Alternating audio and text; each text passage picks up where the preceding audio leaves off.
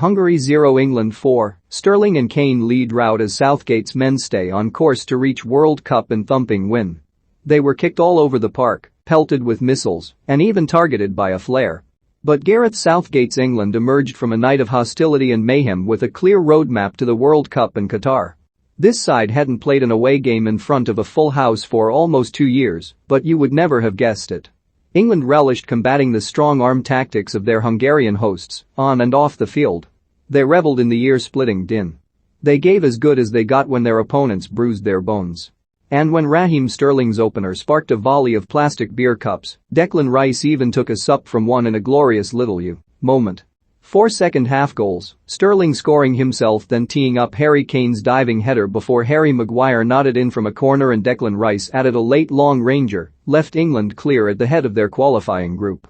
You might have expected a post-Euros hangover after that joyride to the final and the ultimate buzzkill of a penalty shootout defeat by Italy, yet there was nothing of the sort. Betting special, get £60 in free bets on any World Cup qualifier with Betfair. Southgate's men were excellent, patient in the first half, thrilling in the second. England's manager had warned them not to swan around after an impressive summer. Instead they dogged it out in the first half and harried about the place after the break. There was everything Southgate could have asked for: maturity, ballsiness, ruthlessness, a serious team with murderous intent. After Hungary were ordered by UEFA to play 3 matches behind closed doors following monkey chants and homophobic banners at Hungary's Euros matches here, there were fears that England would walk into another Eastern European race storm.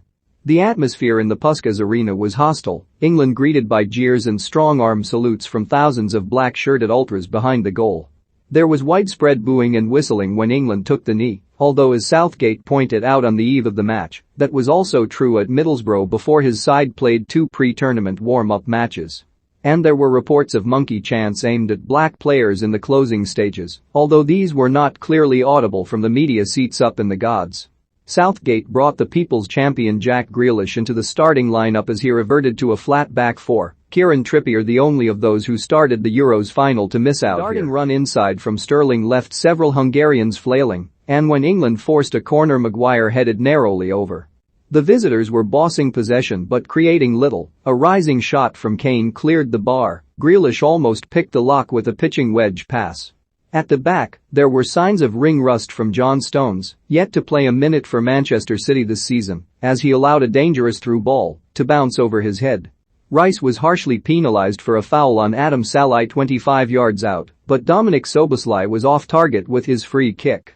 England had been famously humiliated by the Hungarians home and away in the 1950s, but they hadn't lost to this opposition since way back in the 1962 World Cup, and defeat never looked possible. This Hungarian side, who held France and Germany during the Euros, are no pushovers, but neither were they dripping with ambition. Early in the second half, Walker sent a cute slider through to Kane, who conjured the first on-target effort of the match, his shot saved by the legs of Peter Gulaxi. Rice was booked for a late challenge on Attila Fiola, sparking an outbreak in the handbags department. And the West Ham man, relishing the physicality of it all, was the man who won possession when England seized the lead. Grealish rolled a pass to Mason Mount on the left, and the Chelsea man, who had a quiet Euros including a spell in isolation, fed Sterling, who slightly scuffed his shot into the corner of the net.